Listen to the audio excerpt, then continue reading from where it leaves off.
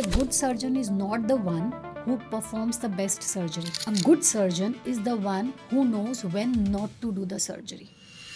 And अभी hospitals में birth का टाइम भी जो सी सेक्शन से हो रहा है उसकी वजह से हम डिसाइड कर पाते हैं, बट यहाँ पर जो फूड की बात आती है कि इस फूड से हम इस चीज़ को जल्दी कर सकते हैं या डिले कर सकते हैं, तो क्या ये नेचुरली पॉसिबल है कि हम कुछ खाने की वजह से उसको आगे पीछे कर पाएं जो डिलीवरी का टाइम होता है? नहीं, बिल्कुल भी मैं इसको बिलीव नहीं करती। मुझे तो ऐसा लगता है कि न्यूट्रिशन के फील्ड में सबसे ज़्यादा आप देखिए हर इन्फ्लुएंसर न्यूट्रिशनिस्ट है ये चीज़ है। And non certified people are giving health advices and everything is happening. मेरे पास ऐसे लोग भी आते हैं जो इतना गूगल और चैट जीपीटी करके उन्होंने इतना सारा निकाल लिया लेकिन वो भी इनकम्प्लीट है। कपल्स आते हैं वो एकदम ऐसे ये मेरे फर्टाइल डेज हैं, आज करना है, तो उसमें कई बार क्या होता है मेल के लिए उसके एक टास्क हो जाता है, they may not be able to perform. मतलब पहले तो they don't want and then जब उनको चाहिए तो चाहिए, फिर बड़े इम्पेशेंट होते हैं। वो जोमेटो स्विगी के ज़माने से है ना, उनको हर चीज़ इंस्टेंट डिलीवरी चाहिए, क्लिक बटन चाहिए। किसी ने कॉन्डम यूज़ किया, वो कॉन्डम बर्स्ट हो गया या लीक हो गया, या कोई अनसेफ डेज में इंटरकोर्स हो गया, इजैक्यूलेशन लोग बाहर कर रहे थे बट अंदर हो गया, पिल्स खा रहे थे कॉन्ट्रासेप्शन के लिए लेकिन वो पिल मिस हो गई थी किसी वजह से 1-2 दिन से। तो इतनी स्मार्टनेस गर्ल्स को लानी पड़ेगी अगर उनको अपनी लाइफ ठीक चाहिए, because boys have nothing to lose in an unsafe intercourse except infections, but girls apart from infection they have so much at stake. Conclude एक बार सिस्टम को जल्दी से बंद करो ना, इन्वर्टर जाएगा नहीं तो। अच्छा लाइट चली गई है क्या? पूरी गर्लफ्रेंड से सवाल पूछ रहे अपने यहाँ? नहीं अभी तो है नहीं। ठीक है भाई, एक नहीं होगी 2-4 होंगी ना, हम इंटरेस्टेड नहीं है तेरे गर्लफ्रेंड्स में, कीप इट विद नहीं मैं हूँ, आप लोग की नज़र में कोई हो तो मुझे भी बताइए। बताना, मेरे पास तो ट्राइड एंड टेस्टेड आएंगी, चलेंगी तो ले लेना।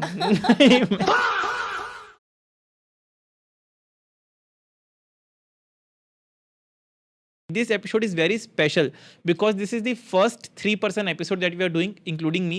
2 गेस्ट हैं मेरे सामने।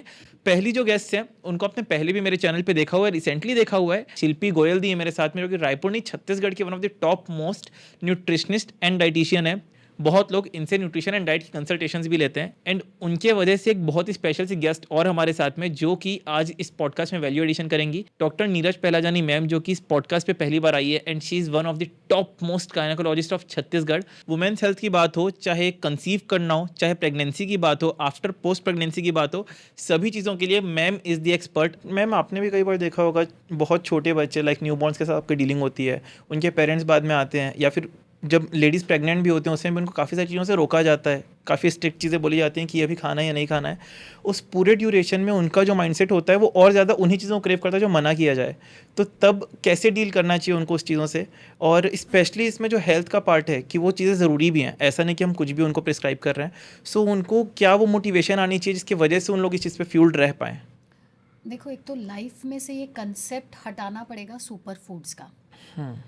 कोई भी फूड आइटम, कोई भी फ्रूट हो, वेजिटेबल हो, ग्रेन्स हो, कोई सुपर फूड नहीं होता है कि हाँ इसको खा लो तो आपकी हेल्थ फिट हो जाएगी, या एक पर्टिकुलर चीज़ के लिए लोग बोलते हैं हार्ट की हेल्थ अच्छी रखनी है तो ये करना है, फर्टिलिटी इन्हांस करनी है तो ये वाले फूड्स खाइए, या प्रेग्नेंट हो तो ये वाला फूड आइटम खाओ, ये मत खाओ। बहुत सारे रेस्ट्रिक्शंस हैं, जितने मुंह उतनी बातें। बट लाइफ को इतना कॉम्प्लिकेटेड क्यों बनाया गया? नेचर से ज़्यादा अच्छा कोई न्यूट्रिशनिस्ट, कोई डॉक्टर नहीं जानता है कि what is good for our body.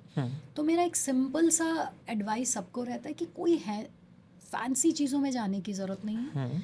जो भी चीज़ रीजनल है, आपके एरिया में जो सब्ज़ी फ्रूट मिलता है, जो ग्रेन्स मिलते हैं, वो उस एनवायरनमेंट के लिए, उस एनवायरनमेंट में रहने वाले लोगों के लिए नेचर ने डिसाइड किया।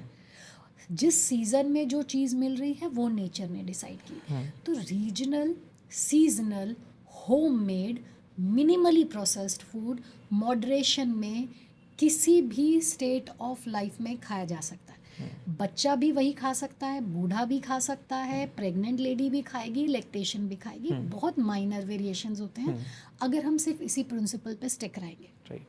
ऐसे ही बच्चों को, मुझे नहीं पता आपने कौन सी प्लेट में खाना खाया, हमारे घर में जब हम छोटे होते थे तो एक प्लेट होती थी जिसमें अलग अलग खांचे बने हुए होते थे, एंड द आइडिया वो खांचे का क्या था, ऐसा नहीं है कि मम्मी को बर्तन धोने में कोई दिक्कत है, आइडिया वो उसकी वो फैंसी प्रेजेंटेशन होता था कि इसमें दही आएगी, इसमें सब्जी आ जाएगी, इसमें दाल, वो देखने में ही आ जाता कि हाँ ये मेरे को थोड़ा, और बच्चे मांगते थे मेरे ये जगह खाली रह गई है इसमें दो।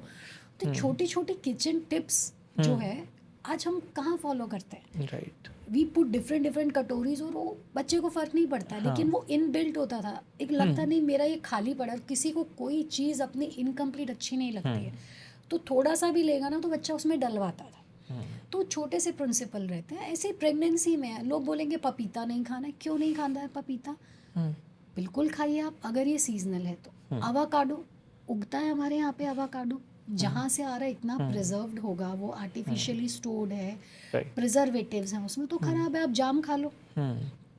तो वही चीज़ें हैं, मॉडरेशन इज़ द की, और जो भी रीजनल है, सीजनल है, होममेड है, खा सकते हैं, और कभी कभी चीटिंग भी करनी चाहिए।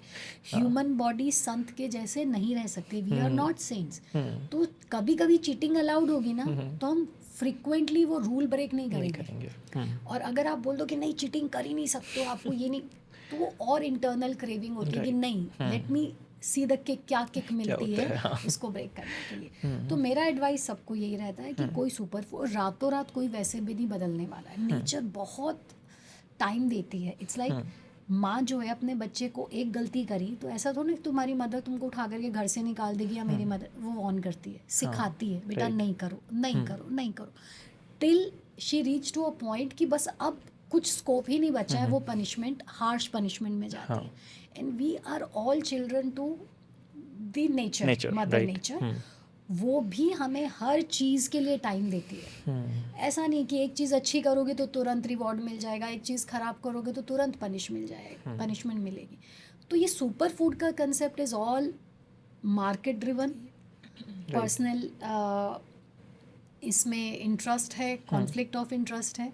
तो जो सब्ज़ी सस्ती है, जो फ्रूट सस्ता है, जो ग्रेन आपके यहाँ मिल रहा है, आप सब खाइए। टॉकिंग अबाउट वुमेन्स हेल्थ, दो चीज़ें बहुत इंपॉर्टेंट होती हैं कभी भी, जब बच्ची पैदा हो रही है तब से लेके जब एक ओल्ड एज वुमेन होने तक, वो जो पूरी लाइफ साइकिल है वुमेन की, उसमें बहुत सारे स्टेजेस आते हैं, उसमें न्यूट्रिशन का भी एक बहुत बड़ा रोल होता है। एंड आप कितना मानते हैं कि न्यूट्रिशन का रोल है, and then you should add on कि उसमें एक्चुअली आपको क्या लगता है, लाइक स्पेशली फॉर वुमेन्स? देखो, हर शुरुआत खाने से होती है, दिल का रास्ता भी खाने से निकलता है, ब्रेन के लिए भी खाना, दिमाग शांत नहीं है, मूड खराब है, अच्छा खाना खा लो, मूड अच्छा है, चलो कुछ डिफरेंट खाते हैं, कोई बर्थ सेलिब्रेट करना है, चलो कुछ डिफरेंट बनाओ, कोई डेथ एनिवर्सरी है, एक स्पेशल तरीके का खाना बनेगा। So everything starts with food and ends with food, right, but at the same time F is food, F is fuel.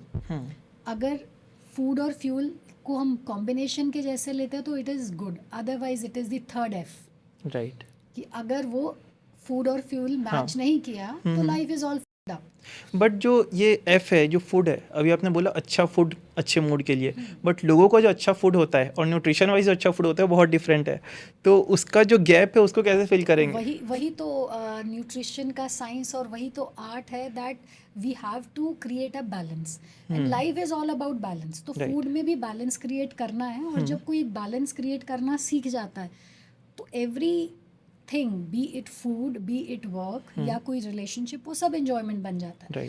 तो इसलिए न्यूट्रिशन तो बहुत इम्पॉर्टेंट है, बिकॉज ये फ्यूल है बॉडी का।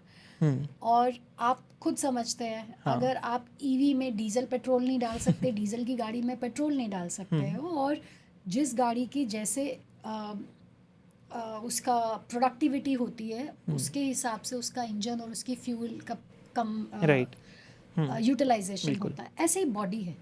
जब हम फूड को एज अ फ्यूल ट्रीट करते हैं तो हम अपने आप बैलेंस में आ जाएंगे कि which is right for our body, और one right can not be the same right every time. आज जो मेरे लिए ठीक है शायद वो 2 दिन के बाद मेरे लिए ठीक नहीं होगा। लोग बोलते हैं मीठा बंद कर दो, but sugar is for brain, उसको चाहिए, जब दिमाग खराब है तो थोड़ा सा शुगर डालना पड़ेगा बॉडी में। तो that art of creating a balance in food, I think that is the definition of nutrition, and Shilpi will be a better person Right. इसको explain करने में. But मेरे हिसाब से तो nutrition is an art, और food के बिना कुछ पूरा होता नहीं है, तो इसलिए उसको बैलेंस करना बहुत ज़रूरी Saying हो that जाता है. nutrition is an art, so nutritionist is an artist. So दी आप बताओ इसमें आपका क्या इनपुट है, and also talking about the sugar, या जो कि कहीं ना कहीं थोड़ा ज़रूरी है, लेकिन फिर भी जब डाइटिशियंस के पास जाते हैं तो स्ट्रिक्ट नो शुगर डाइट.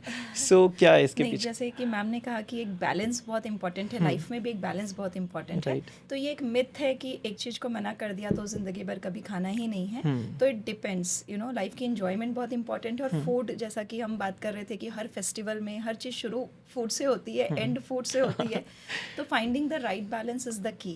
तो एज अ न्यूट्रिशनिस्ट मैं भी यही बिलीव करती हूँ, और मैं यही एजुकेट भी करती हूँ कि कैसे हम इस बैलेंस को अचीव कर पाएँ. क्योंकि अगर बैलेंस करना सीख गए तो इट्स ऑल अबाउट संतुलन. Right. अगर बैलेंस करना सीख गए तो सारी इंजॉयमेंट को भी और सारे हैप्पी मोमेंट्स को भी बाकायदा आप इंजॉय कर सकते हो. एंड न्यूट्रिशन या राइट हेल्थ सबका राइट तो है ही, पर it is not a punishment, it is a enjoyment. और एक फिट बॉडी ही फील कर सकती है कितना फैबुलस उसको फील होता है. that's तो अगर true. आपको अपनी डिसीज से दूर रहना है, अगर आपको अपनी बॉडी को सही चलाना है लाइफ लॉन्ग, मतलब आपको एक क्वालिटी लाइफ जीनी है, तो आपको फ्यूलिंग तो राइट करनी पड़ेगी. बट दिक्कत वही हो जाती है जब हम इमोशन में भी फूड के साथ और हर चीज़ में फूड के साथ मस्ती करना शुरू करते हैं, डिसबैलेंस क्रिएट करते हैं, तब दिक्कत वहाँ से शुरू होती है. और मुझे ये भी लगता है कहीं ना कहीं कि राइट अवेयरनेस और एजुकेशन बहुत इंपॉर्टेंट है. ये चीज़ अर्ली लाइफ में ही अगर थोड़ा सा इनकलकेट कर दे, एक प्लेट की बैलेंसिंग समझ में आ जाए, तो फिर इतना मुश्किल नहीं है. Very simple. Being said that जब बच्चे होते हैं, उसके बाद जब बच्चे छोटे होते हैं, चॉकलेट्स बहुत इजीली उनके लिए, खुश करने के लिए उनको कुछ भी दिया जाता है. कभी कोई पेरेंट्स अगर स्ट्रिक्ट भी हैं तो रिलेटिव्स के थ्रू दिया जाता है. इसका उनके हेल्थ पे बचपन में उतना इफेक्ट पड़ता है या नहीं पड़ता है? बिकॉज काफ़ी लोगों को लगता है कि बचपन की बॉडी तो सब सह लेगी, तो वो भी खिला दो, बाद में अपने हिसाब से कर लेगा. एंड वो नॉलेज आने में खुद को आजकल एटलीस्ट 9th-10th स्कूल में आने के बाद उनको नॉलेज आ पाता है न्यूट्रिशन एंड डाइट का, जबकि पढ़ाया क्लास 2 में जाता है. बट जो नॉलेज पर्सनल सेल्फ अवेयरनेस है वो आफ्टर क्लास 9-10th आती है. तो तब तक जो चीज़ें चल रही हैं उसको आप क्या बोलोगे? एक्चुअली क्या वो सिंपल हैं, क्या कर सकते हैं वैसा? मुझे ऐसा लगता है कि अर्ली एज जो होती है बड़ी इंपॉर्टेंट होती है, फंडामेंटल होती है. उस समय बच्चा समझ रहा होता है कि फूड के साथ क्या रिलेशन इस्टेब्लिश होगा, मम्मी पापा किस चीज़ को देख के वाओ बोलते हैं, और किस चीज़ में मुझे, जब मैं सैड होता हूँ तो मुझे क्या चीज़ दी जाती है, ऑफर की जाती है, तो उसे पता चलता है अच्छा ये मेरे लिए एक जॉय फूड है, पनिशमेंट फूड है, या क्या है. तो मुझे ऐसा लगता है इसमें पेरेंट्स की ही एजुकेशन बहुत इंपॉर्टेंट है कि पेरेंट्स किस तरह के फूड के लिए क्या फीलिंग उसको दे रहे हैं, और वो सारी चीज़ों को वहीं से कॉपी करता है. राइट. तो मुझे ऐसा लगता है कि किसी भी चीज़ की बहुत स्ट्रिक्टनेस या बहुत लीनियंसी है ना. हम तो बहुत बार देखते हैं कि कुछ मदर्स बच्चों को टी बिस्किट भी फीड करती है, और बच्चे देख रहे होते हैं कि मम्मी बहुत इंजॉय कर रही है टी बिस्किट, और उनको दे दिया जाता है. तो मुझे लगता है too much strict, too much leniency दोनों ही बुरी है. अगर मदर का सही एजुकेशन है, एक सही एनवायरनमेंट है, घर में एक अच्छा हेल्दी एनवायरनमेंट क्रिएट करने पे फोकस करना चाहिए, बच्चा ऑटोमेटिकली उसका अडॉप्ट करता है. उसको कुछ सिखाने, एजुकेट करने की ज़रूरत ही नहीं है. You eat healthy and your child will follow. When you are invited for the podcast, या कभी भी किसी पॉडकास्ट के लिए इन्विटेशन आता है, तो व्हाट्स योर मेन मोटिव उससे? Like you are quite famous on social media as well, तो क्या वही मोटिव होता है कि सोशल मीडिया पे और अच्छा रीच है, या फिर ऑडियंस तक जो एजुकेशनल हेल्थ है, वुमेंस हेल्थ है, एक नैरो टाउन तक पहुंच सकते हैं? सबकी ऑडियंसेस अलग अलग है, जितने पॉडकास्टर के पास आप जाती हैं, उस वजह से आप जाती हैं? मेरा एक जो मेन पर्पस रहता है, enjoy the moment. Life is all about experiences. Right. तो जितने लोगों से मिलेंगे, जितने न्यू प्लेटफॉर्म्स होंगे, उतने न्यू एक्सपीरियंसेस होते हैं. Right. तो every day, every moment is learning, experiencing. तो मैं किसी एक प्री सेट माइंड के साथ नहीं जाती हूँ. मुझे ये होता है कि चलो देखते हैं इसमें क्या नया निकल के आता है. सही है. और who am I to educate? I am honest just with my profession. मैं अपने काम को एकदम ऑनेस्टली करती हूँ, उसका आंसर देती हूँ, और उसके बीच में जो जो मोमेंट्स, जो जो चीज़ें मुझे मज़े दे सकती हैं, तो keeping my profession in mind, I do everything इस तरीके बट से. Talking to a health professional, आप दोनों हेल्थ की फील्ड से प्रोफेशनली ट्रेन होके आए हैं, पढ़ के आए हैं, राइट? हम जब ऐसी बातें करते हैं तो ऑडियंस इसको डायरेक्टली लेती है कि यहाँ से एक हेल्थ एक प्रोफेशनल के माउथ से डायरेक्टली आ रहा है जो कि इस चीज़ की पढ़ाई की है, तो हम इसको डायरेक्टली सच मान सकते हैं. बट क्या ये चीज़ें जितनी डेप्थ में हम बात कर रहे हैं, ये बुक्स में पढ़ाई जाती हैं, स्कूल्स में, कॉलेजेस में जब आप लोग ट्रेन होकर आते हैं तब ये चीज़ें बताई जाती हैं, या फिर ये एक्सपीरियंसेस से आप लोगों ने खुद सीख के गेन किया है? देखो, बुक्स में ये सब लिखा रहता है. हम जैसे हम सर्जरी पढ़ते हैं तो सर्जरी में हर किसी ने जो भी पढ़ा होगा, we call particular books as are bibles, कि ये हमारा ग्रंथ है, गीता है हमारी। तो सर्जरी का भी जब हम पढ़ते हैं तो फर्स्ट सेंटेंस जो उसमें सिखाया जाता है वो ये होता है कि a good surgeon is not the one who performs the best surgery, a good surgeon is the one who knows when not to do the surgery. ठीक है, किताबें हर ज्ञान देती हैं और सही तरीके से देती हैं, लेकिन किताबों को पढ़ना और उसका मतलब निकालना और उसको लाइफ में फिर प्रैक्टिस करना, ये 3 अलग अलग चीज़ें हैं। आप जो पढ़ोगे वो आपकी समझ है, इसीलिए बुक रीडिंग जो आजकल के कल्चर से जाती जा रही है कि लोग वीडियो से या ऑडियो में जा कर के इन्फॉर्मेशन गेन करते हैं, आपके ब्रेन में एक स्पून फीडिंग है। Right. But when we read books, we process that information through all our senses. मैं पढ़ रही हूँ, मेरा विजुअल सेंस काम कर रहा है, फिर मैं उसको अपने दिमाग में प्रोसेस कर रही हूँ, फिर मेरा वो ऑडिटरी जा रहा है, तो that processing creates an interpretation. तो बुक सब देती हैं, हमने भी पढ़ा है, लेकिन उस चीज़ को समझना और उसको प्रैक्टिस में लाना, कुछ लोग जल्दी सीख जाते हैं, कुछ लोग थोड़े लेट से सीखते हैं। बट ये चीज़ें तो लिखी है, बैलेंस हर उसमें जाता है, हमें पता है, लेकिन कितने लोगों को पता है कि जब हम बात करते हैं, अरे तुम कार्बोहाइड्रेट्स खाओ, तुम प्रोटीन्स इतने लो, तुम who will understand this? No ना। सो ऐसे ही जब बच्चे को दूध पिलाना होता है तो मम्मी क्या करे, भूत आ जाएगा, भूत थोड़ी ना आने वाला है, but that is one of the way, एक साइकोलॉजिकल तरीका है। ऐसे ही चीज़ों को, जो साइंटिफिक फैक्ट्स हैं, हम लोगों को साइंटिफिक भाषा में नहीं समझा सकते। आज अगर मैं यहाँ किसी डॉक्टर के साथ बात कर रही होती हूँ, maybe we both are talking to each other, और हमारे किसी ऑडियंस भी हमारी यही होती, हम ये इस भाषा का इस्तेमाल नहीं करते। We would have been talking इतने ग्राम प्रोटीन्स पर बॉडी वेट लेना चाहिए, इतना कार्ब्स उसमें, बट हम वो बात नहीं कर रहे हैं अभी। आप बताओ। मैं बिल्कुल इस चीज़ से अग्री करती हूँ कि हम जो पढ़ते हैं और उसका जो इंटरप्रिटेशन होता है और फिर जो हम इम्प्लीमेंटेशन करते हैं, ये आपका पर्सनल होता है, और फिर कुछ चीज़ें एक्सपीरियंस के साथ ऐड ऑन होती जाती हैं। तो मेरा भी ये स्ट्रांगली मानना है कि हेल्थ बहुत ही सिंपल है येट मतलब सबके नॉलेज से बाहर है, और आज हमने उसको बहुत कॉम्प्लिकेट भी कर दिया है। मेरे पास ऐसे लोग भी आते हैं जो इतना गूगल और चैट जीपीटी करके उन्होंने इतना सारा निकाल लिया, लेकिन वो भी इनकम्प्लीट है। मतलब वो अपनी डाइट क्रिएट कर लेते हैं, उसको इतना कॉम्प्लिकेट कर लेते हैं, जैसे मैम बता रही है, तो सारे तरह के नट्स, हेज़ल नट, ब्राज़ील नट, बहुत सारी चीज़ों को ऐड कर लेते हैं, एवोकाडो, और उसके बाद उसको मेरे सामने प्रेजेंट करते हैं कि मैडम हमने ये चीज़ों के लिए ये किया है। और वहीं दूसरी तरफ कुछ लोग इतने सिंपल हैं कि अगर वो जैसे अक्सर मैं बोलती हूँ कि रोटी और छोला खा रहे हो और तुम बोलते हो रोटी सब्जी खा रहे हो, तो छोला इज़ नॉट सब्जी, पनीर की सब्जी इज़ नॉट सब्जी, वो प्रोटीन है। तो आपकी प्लेट में वेजीज कहाँ हैं, राइट? तो ये ट्रेनिंग हमें अर्ली लाइफ से ही हमें अपने घर में जो किचन मैनेजर है, इसलिए एक वुमेन का एजुकेट होना इतना इम्पॉर्टेंट है, क्योंकि शी डिसाइड्स द मेनू। तो अगर उसने ही मेनू को इम्बैलेंस तरीके से डिज़ाइन किया, ब्रेकफास्ट भी इम्बैलेंस, लंच भी, और फिर डिनर पे हमने पोहा बना लिया, मैंने कितने हाउस होल्ड में देखा है डिनर में ढोकला बना लिया। तो this is not the kind of plate which is a right balanced plate. हमारी जो इंडियन प्लेट है वो एग्जैक्टली सेम है जो पांचों फूड ग्रुप हमको चाहिए। जैसे मैम बता रहे थे कि वो थाली होती थी, उसमें खचके होते थे, तो एक में दही, एक में सलाद, एक में दाल, एक में वेजीज, और फिर एक जगह ग्रेन होता था। तो ये तो थी, ये एक बैलेंस्ड प्लेट अप्रोच मेथड है।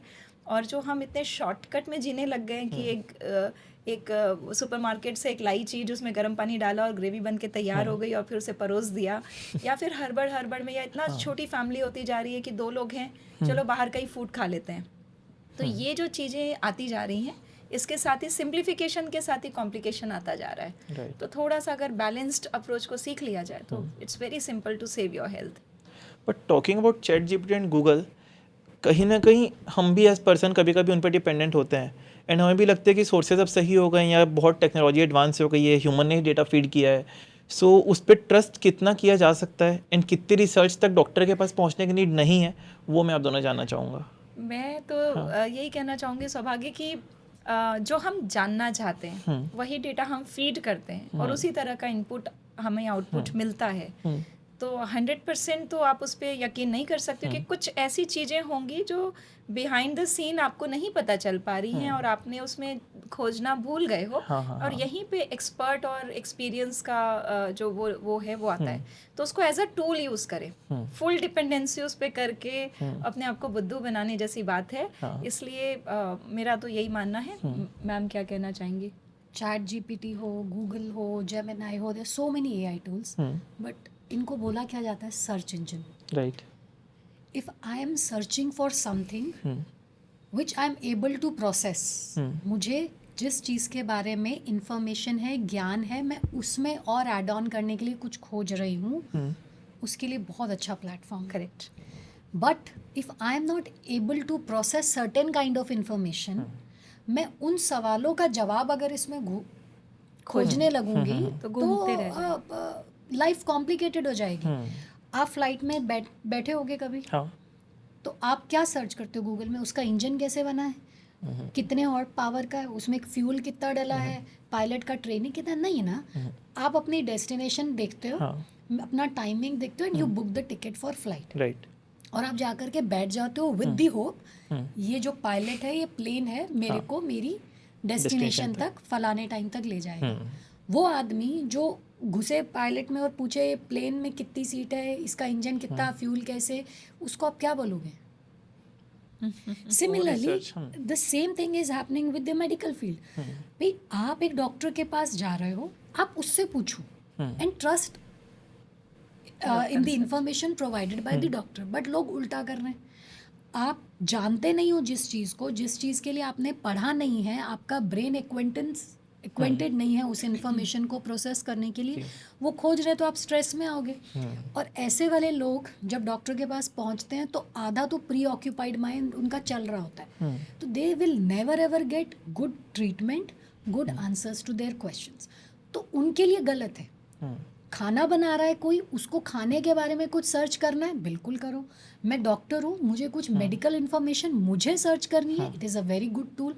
बट मैं अगर डॉक्टर हूँ, मैं कुछ इंजीनियरिंग की चीज़ें सर्च करूँगी तो I am making fool of myself, I am traumatising myself, I am killing my own time. Instead of validating one doctor's opinion on Google, ChatGPT या किसी में, why not to go for another expert? कितना time लगता है और बहुत ज़्यादा कुछ डिफ़िकल्ट भी नहीं है, specially for those who are sitting at places जहाँ पे ईजिली मेडिकल सर्विसेज अवेलेबल हैं, और जहाँ पे नहीं भी, आपको डॉक्टर्स ऑनलाइन मिल जाएंगे, अब वो कर सकते हो rather than doing your own search. और आप मेरे से बेहतर जानते हो, you are at advance age, more experience with this search engine than me, कि आपका आंसर वैसा आता है जैसा आपका क्वेश्चन होता है, आपकी फ्रेमिंग क्या होती है। तो वो फ्रेमिंग भी तो कहीं ना कहीं आपके एजुकेशन बैकग्राउंड से आएगी ना। अगर मेरा बैकग्राउंड ही नहीं है उस चीज़ का, तो मेरी फ्रेमिंग भी क्वेश्चन की गलत होगी और आंसर भी वैसा आएगा। फिर हर चीज़ जो है डेथ और कैंसर पे ही निकलेगी, फिर हर चीज़ खराब या हर चीज़ अच्छी। What is the biggest misconception जो आपके सामने कोई ऑनलाइन लेके आए हो, आपके सामने बैठे हो, आपके दिमाग में हो कि भाई ये गूगल से लेके आए, उसके बाद भी इतना गलत कैसे? कोई ऐसे केस हो, कोई ऐसी चीज़ हो जो आपको बहुत अफेक्ट की हो कि यार ये कैसे, इसको मैं एक्सप्लेन कैसे करूँ, ये इतना सेट है माइंड में, कोई रॉन्ग एजम्पशन जो लेके आए हो? ऐसे बहुत सारे होते हैं। जैसे आपने डाइट का ही बोला, तो मैडम मैंने पपीता खा ली, मेरा ब्लीडिंग स्टार्ट होगी, पपीता खाने से मैं होता है, तो मेरा अबॉर्शन कहीं इस वजह से तो नहीं हो गया है। या कुछ नट्स होते हैं जो फर्टिलिटी इनहेंसिंग रहते हैं, तो वो लोग बोलते हैं मैं तो इतने टाइम से ये खाए चले जा रही हूँ, मेरा तो फिर भी बच्चा नहीं हो रहा। भाई कैसे हो जाएगा? तो कुछ कुछ चीज़ें ऐसे लोग, अब आए दिन के नए नए एक्सपीरियंसेस, कई बार लगता है कि यार ये तो मैंने कभी पहले सुना, ये दिमाग में आया कहाँ से तुम्हारे? तो इस तरीके की चीज़ें बहुत होती है। अब इंस्टेंटली तो मेरे दिमाग में नहीं आ रहा है। करेक्ट। जैसे कि कुछ ऐसा है? बिल्कुल, मेरे पास तो जो लोग आते हैं, प्रोटीन ऑब्सेस्ड लोग आते हैं, तो वो बिल्कुल कैलकुलेट करके बैठते हैं कि मैडम मैं इतना प्रोटीन, आपकी डाइट में इतना प्रोटीन है, बट मेरी रिक्वायरमेंट इतने प्रोटीन की है। तब हम उनको यही मैं भी अभी तक मैक्सिमम जितना डाइट को समझ पाया हूँ, जितने जिम बडीज होते हैं सबका सबसे ज़्यादा प्रोटीन पे ही कॉन्सेंट्रेशन होता है। और फिर पूरी बॉडी को एसिडिक कर लेते हैं। एसिडिक कर लेते हैं, फिर प्रॉब्लम्स आनी शुरू हो जाती हैं। वो प्रोटीन को तो देख रहे होते हैं, लेकिन उसकी बैलेंसिंग चीज़ों को भूल जाते हैं। तो फाइबर भी चाहिए, पानी भी चाहिए, आप पानी नहीं पीते हो। और सबसे ज़्यादा जो लोग आजकल मिसकंसेप्ट में जी रहे हैं कि इतनी जिमिंग करते हैं, बॉडी बिल्डिंग करते हैं, उतना ही प्रोटीन लेते हैं, हाँ। लेकिन एक जो मैम रिकवरी का पार्ट होता है, जो सोना होता है, नींद होती है, उस पर सबसे ज़्यादा कॉम्प्रोमाइज़ चल रहा है। तो बॉडी बिल्ड कैसे होगी, बल्कि इनफैक्ट अगर नहीं ध्यान देंगे तो क्रैश हो जाएगी बॉडी। तो वो आते हैं बोलते हैं कि मैम मेरी रिक्वायरमेंट तो इतनी है बट आपके डाइट में तो वो नहीं दिख रहा है। तो हम बोलते हैं हम स्टेप अप कर रहे हैं, हम धीरे धीरे आपको उस लेवल तक पहुंचा रहे हैं। अगर आप सोचते हो कि आप 20 ग्राम से सीधा 60 ग्राम पे जंप एक साथ करना चाहते हो तो बॉडी एडजस्ट नहीं कर पाएगी। तो ये सारी नॉलेज जो है ना मैम, चैट जीपीटी और साथ ही साथ इतनी गूगल सर्च करते हैं, इतना ज़्यादा घुस जाते हैं, अपनी फील्ड से छोड़ के प्रोफेशन बदल लेते हैं।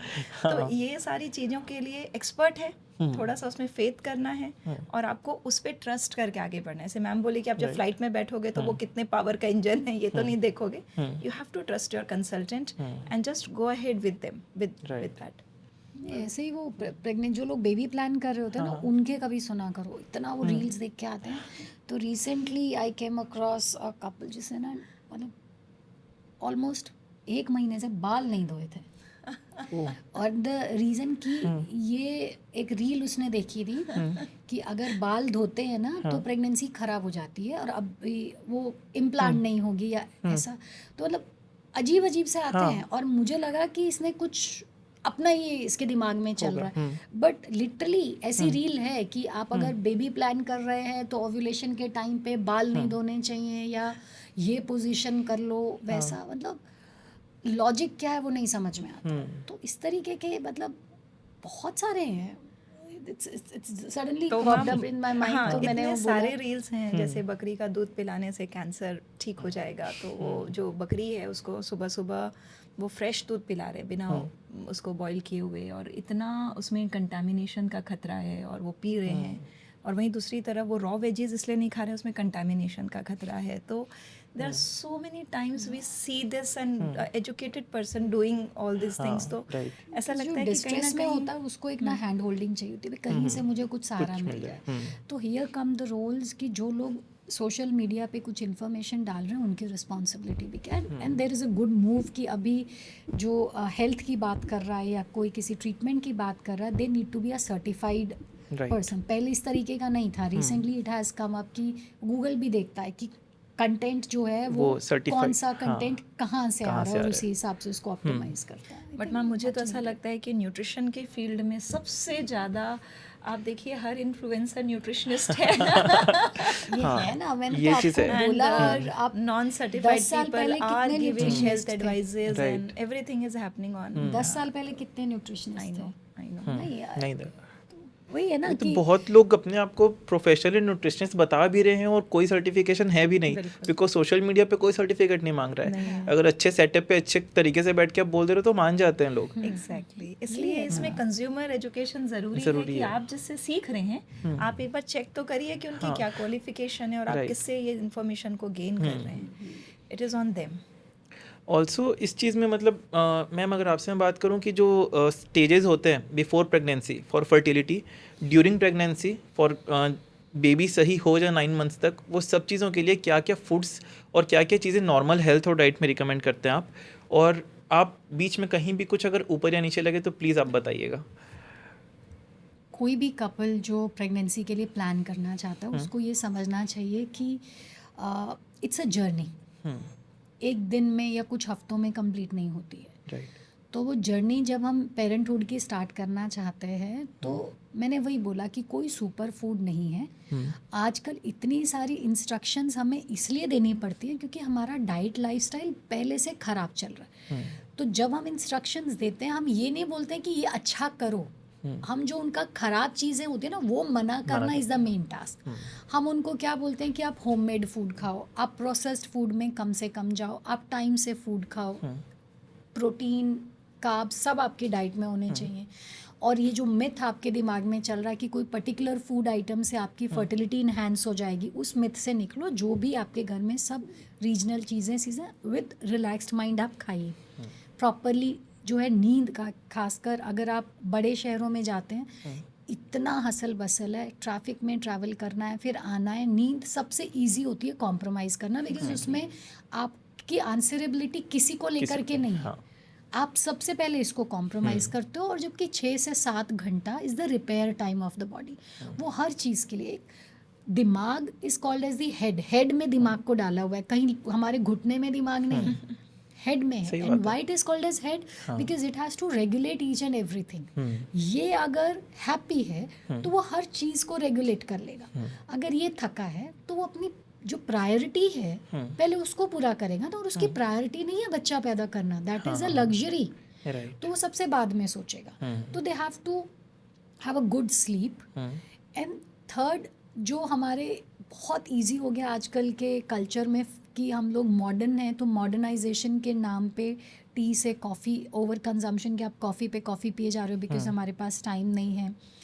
पार्टीज़ के नाम पे आजकल लोगों को बिना अल्कोहल, बिना स्मोक के, उनके लिए वो पार्टी नहीं होती है फॉर मोस्ट ऑफ देम. तो वी जस्ट टेल देम कि see it is a bad thing because वो आपके सेल्स जो कि सबसे ज़्यादा सेंसिटिव होते हैं उनको सबसे पहले असर करेगा. For female body egg, male के लिए स्पर्म, ये सेंसिटिव है. तो वो वाले लाइफस्टाइल से आपको बाहर निकलना है और मैकेनिकल नहीं होना है. कपल्स आते हैं वो एकदम ऐसे, मैडम ये मैंने वो अपने ऐप से कैलकुलेट किया है, मेरी साइकिल ये है, ये मेरे फर्टाइल डेज हैं, आज करना है करना है करना है, आज नहीं करना नहीं करना है. तो उसमें कई बार क्या होता है, मेल के लिए बिकॉज उसकी फिजियोलॉजी अलग है, उसके एक टास्क हो जाता है कि मैं किसी के पीछे पड़ जाऊं कि तुमको आज करना है, they may not be able to perform. तो जब इस तरीके के सर्च करके वो इतने प्रेशर में फीमेल नहीं आज करना है, मैंने ऐप मेरा आज ऐप दिखा रहा है कि today is our fertile day, male is not able to perform. बहुत सारे इनफर्टिलिटी इश्यूज जो हैं मेल्स के साइड से आते, इस वजह से मेल की साइड से आ रहे हैं because they are into a performance pressure. तो हम उनको बोलते हैं कि जो लाइफ है वो ऐसे नंबर्स पे या गुणा भाग पे नहीं चल सकती है. They have to treat fertility as a natural expression of love. तो उसको वो वैसे आना चाहिए. तो यही मेरी इंस्ट्रक्शंस रहती हैं. Plus there is a list. जैसे पहले कुंडली मिलाई जाती थी, वो कुंडली मिलाने का देयर वाज अ रीज़न. गोत्र मिलाया जाता था, वो गलत चीज़ें नहीं थी.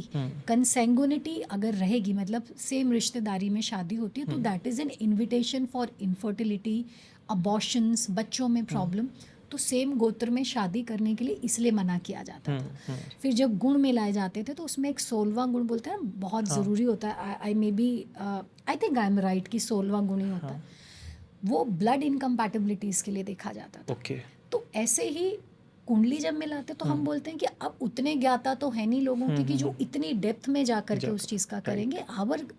हमारा जो कल्चर है वो साइंटिफिकली बहुत एडवांस कल्चर था, बट उसको प्रैक्टिस नहीं किया गया उस तरीके से. अब करंटली ठीक है, जितनी हमारी नॉलेज है, वी टेल देम कि वो कपल अगर चाहता है तो it's like preparing your house for a guest.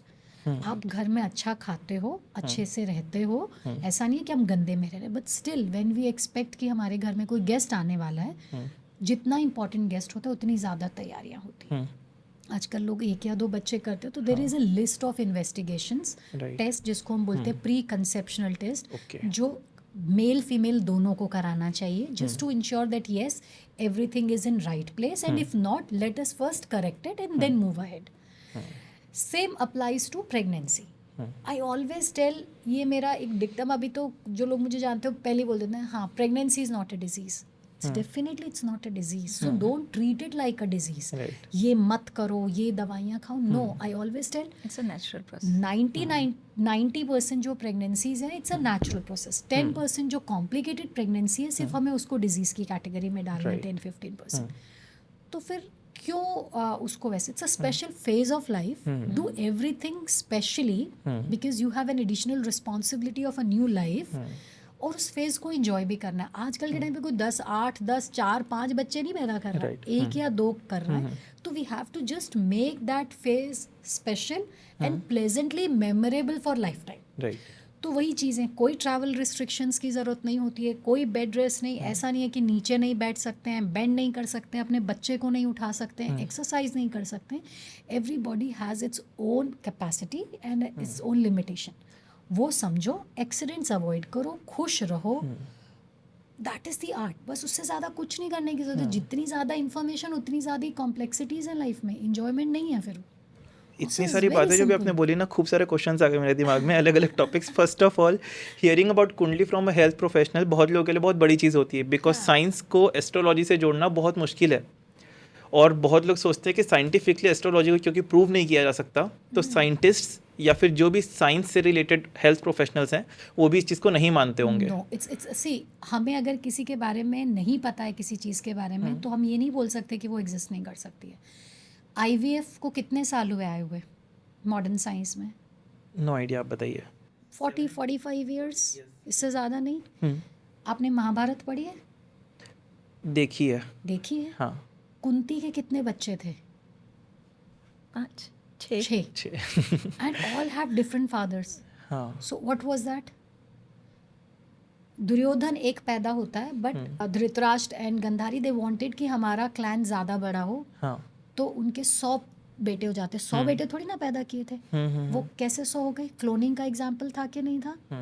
Kunti ने कोई कैसे डिफरेंट मेल पार्टनर से वो, इट वाज नॉट, ऐसा नहीं है कि हम इन चीज़ों को गलत, हम तो, मैंने क्या बोला, हम लोग एडवांस थे. सरोगेसी ड्यूरिंग कृष्णा टाइम वो था. और right. आप अगर आपने हनुमान चालीसा पढ़ी हो, हाँ. तो उसमें एक सेंटेंस है, जुग सहस्र योजन पर भानु. कब लिखी गई थी हनुमान चालीसा? और कब साइंस ने बताया कि what is the distance of sun from the earth? Right. आपने अगर महाभारत देखी है, महाभारत कहीं और चल रही है, लेकिन धृतराष्ट्र जो कि अंधा है, उसको पूरा का पूरा लाइव टेलीकास्ट दिखा रहे हैं. दिखा रहा है. कौन दिखा रहा है? संजय. संजय. हाँ. तो व्हाट वाज दैट? आप हो तो वही चीज़ रही है. आज मैं यहाँ पे बैठी हूँ, फुटबॉल मैच अमेरिका में चल रहा है, मैं लाइव टेलीकास्ट देख रही हूँ ना.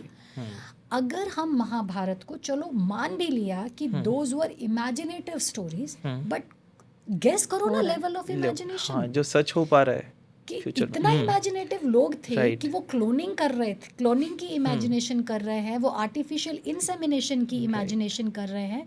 वेद व्यास ने रिप्रोडक्टिव मेडिसिन पूरा है वहाँ पे, पढ़ें तो सही.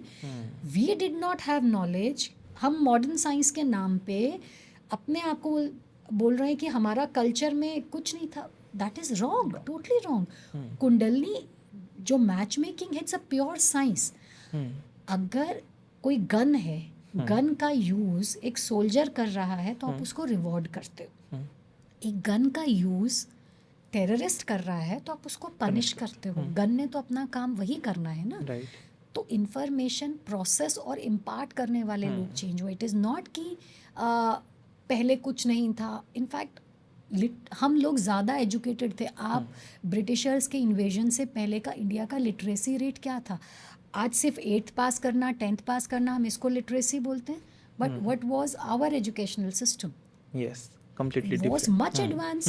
अब हम घूम फिर करके वेस्ट ईस्ट को फॉलो कर रहा है. हम अपने रूट्स को छोड़ करके वहाँ जा रहे हैं. तो it is a pure science. Only problem that has happened is कि इतने टाइम निकल जाने का, साइंस को समझने वाले लोग, पढ़ाने वाले लोग, प्रैक्टिस करने वाले लोग नहीं हैं अच्छे तरीके से. तो जिसने समझा, जिसने किया, वो सब कुछ है हमारे वेदास में, हमारे पुराण में. पढ़े तो सही, बट क्या है हमारे करिकुलम में? कितने लोगों को आज हनुमान चालीसा आप पढ़ो तो सही उसको पूरा, कितनी इन्फॉर्मेशन है उसमें. एंड आई प्रैक्टिस कुंडलनी योग एज वेल. ओके. ठीक है. हमने साइंस में बहुत बाद में जाना कि हमारे सिंपैथेटिक एंड पैरासिम्पैथेटिक सिस्टम होता है, हमारे बॉडी में इतने प्लेक्सेस होते हैं. बट कुंडलनी शास्त्र में बहुत पहले लिखा हुआ है कि हमारे में 3 नाड़ियाँ, ईड़ा, पिंगला एंड सुषुम्ना नाड़ी. नाम अलग अलग हैं, नाम अलग है. बट फंक्शंस, उसका प्रोडक्टिविटी, साइंस ने बाद में उसको एक लेबलिंग एक मॉडर्न वर्ल्ड ने अलग कर दी. बट दैट डजंट मीन कि उन्होंने कुछ ऐसी चीज निकाल दी जो पहले नहीं एग्जिस्ट करती. इनफैक्ट जो 7 हमारे प्लेक्सेस बोल रहे हैं हम, 7 चक्रास हैं हमारे बॉडी में. जो 7 ग्लैंडुलर सिस्टम है. यस. तो मेंटल हेल्थ हम क्यों बोलते हैं मेडिटेशन से ठीक जाती? Because it has been practice there. लेकिन पढ़ो तो सही, उसको इंटरप्रेट तो करो. प्रॉब्लम इसके संस्कृत कितने लोग पढ़ते हैं? It's not there in our. English सिखाना कंपल्सरी हो गया. आप पैदा होते बच्चे को ABCD सिखाते हो. आप सिखा के देखो संस्कृत, और फिर वो बच्चा वो पढ़े वो लैंग्वेज, उसको समझे, तो may be after few years when there has been such change in our education system, तो हम बोलेंगे कि नहीं यार, ये इस तरीके की बात कि डॉक्टर कैसे बिलीव कर सकते? अरे डॉक्टर बाद में बना है, पहले था ये सब चीज़ें. हाँ, सही बात है. तो it is there in our system. But बस आजकल जो roots छोड़ी बर्थ हैं। बहुत इंपॉर्टेंट, एक बर्थ का जो टाइम होता है कुंडली के लिए बहुत इंपॉर्टेंट होता है। एंड अभी हॉस्पिटल्स में बर्थ का टाइम भी जो सी सेक्शन से हो रहा है उसकी वजह से हम डिसाइड कर पाते हैं। कुछ ऑप्शन होता है एक विंडो की, चलो एक दिन के अंदर इस टाइम पे हम कर सकते हैं। सो वो फिर कुंडली का कितना, आपने ये बोला कि आप कुंडली पे भी स्पेशलाइज कर रहे हो एंड बर्थ तो आपका मेन सेगमेंट है ही, तो अब मेरे को इस चीज़ के लिए आप बताइए कि ये कैसे आप लोग करते हैं। अब देखो, हर चीज़ का यूज़ एंड मिसयूज़ होता है। हाँ, अब मुझे ये बताओ, अगर हम आर्टिफिशियली किसी चीज़ का टाइम डिसाइड कर लेते हैं तो it's like changing the nature of the body. Is it Yes, technically वही। Possible? No, No. Again, I'm not an expert of Kundalini making and all that, but मेरा एक सिंपल सा रीजनिंग इसमें रहता है कि जो लोग मुहूर्त में बिलीव करते हैं कि नेचर जो है उसका जो बेस होता है वो बैलेंस है। ओके, सब लोग ही अगर अंबानी, धोनी, विराट कोहली और एलन मस्क बन जाएंगे तो उनको अप्रिशिएट करने वाले लोग कौन रहेंगे? तो नेचर अपना डिसाइड करके चलती है। तो आप अगर आर्टिफिशियली किसी चीज़ को वो कर रहे हो तो I don't think that is the right kundalini. तो मुझे नहीं पता, आई मे बी रॉन्ग, कि जो एग्जैक्ट टाइमिंग होता है जब जिसके बेस पे शायद जो पुराने के लोग कुंडली बनाते थे, वो होता है जब लाइफ एंटर करती है। मैं आपको अगर soul में, बताऊं, और मैंने एक इसमें बहुत अलग-अलग बड़े चीज़ें एस्ट्रोलॉजर के हैं। साथ पॉडकास्ट किया हुआ है एंड सेम चीज़ मैंने उनसे पूछी थी कि ये हम कैसे डिसाइड करते हैं, क्योंकि जान तो पहले आ चुकी है। हाँ, तो उन्होंने ये चीज़ सेम बोली थी कि उन्होंने उसको हिंदी के टर्म्स में समझाया था कि जब एक बीज बोया जाता है उस ज़मीन में, हाँ, तभी से वो कुंडली एक्चुअली मानी जाती है। और हम अगर कोई एक नेचुरल बर्थ ले रहा है तो उससे वो लोग कैलकुलेट करते थे कि अच्छा ये नेचुरल बर्थ का टाइम ये है और 9 मंथ 7 डेज एक ह्यूमन जेस्टेशन 40 वीक्स का टाइम रहता है, इसका ये है। It's a very complex science. तो मे be conception has happened at around that time, Right. Life around this time आई होगी, उसके हिसाब से वो लोग कैलकुलेट किया जाता था। बट आप इट्स ये तो ऐसा हो गया कि मुझे दौड़ना है, मुझे और विन करना है रेस, तो जो उसका पोल होता है मैं उसको अपने हिसाब से एडजस्ट कर रही हूँ and I am saying I am first.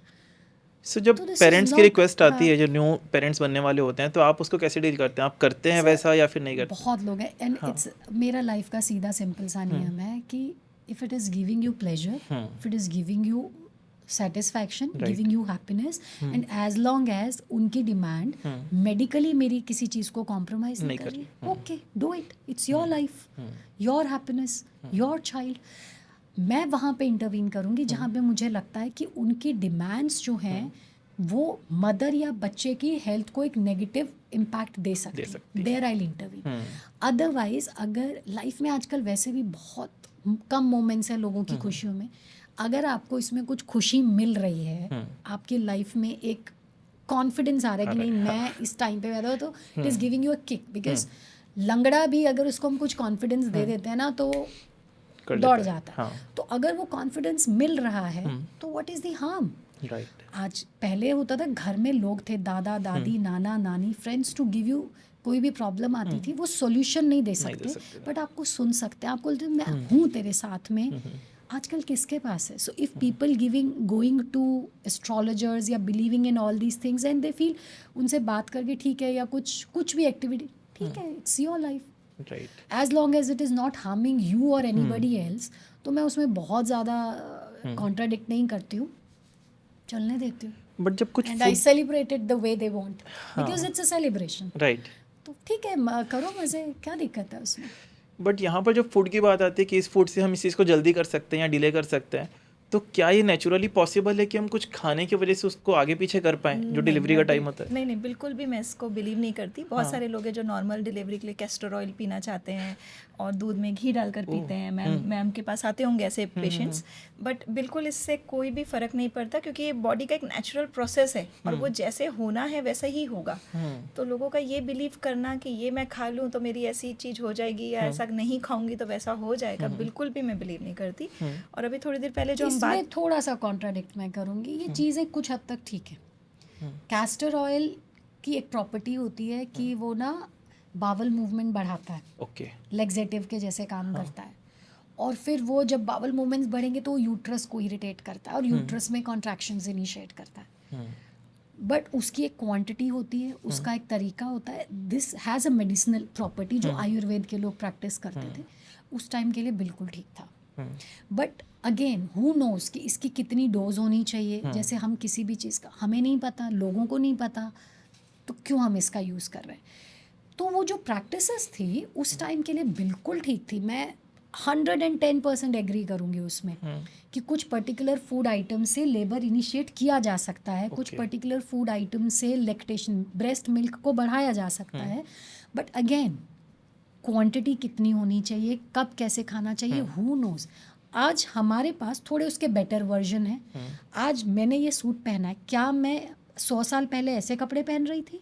नहीं पहन रही थी ना. तो जो चीज़ 100 साल पहले ठीक थी मैं उसको आज ठीक नहीं मान सकती. मैं 7th मंथ के बाद लोग बोलते हैं हम लोग आएंगे नहीं आपको दिखाने, नदी पार करके आना पड़ेगा. या हम सनसेट के बाद बुजुर्ग बोलते हैं घर से बाहर प्रेगनेंसी में नहीं निकले.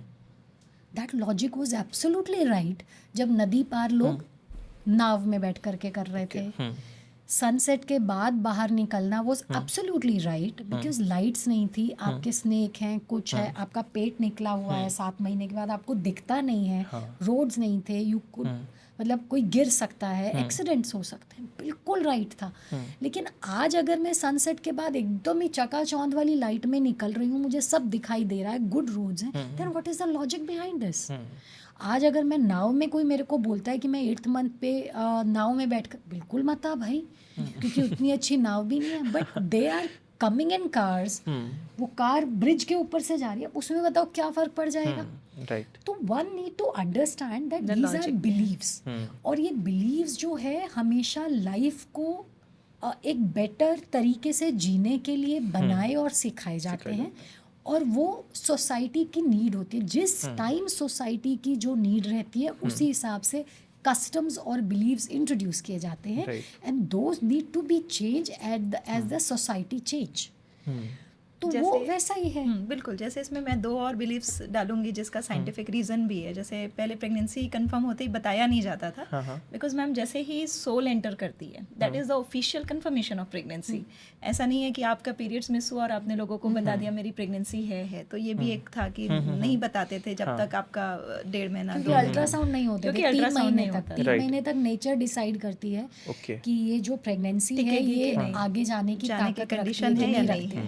और 3 महीने तक यूजली बहुत कोई ज़्यादा क्लिनिकल साइंस हर किसी में नहीं आते हैं कि हम ये डिसाइड कर पाएँ. एक हेल्दी और अनहेल्दी प्रेगनेंसी के ऑलमोस्ट सिमिलर साइंस हो सकते हैं. तो अल्ट्रासाउंड्स नहीं थे.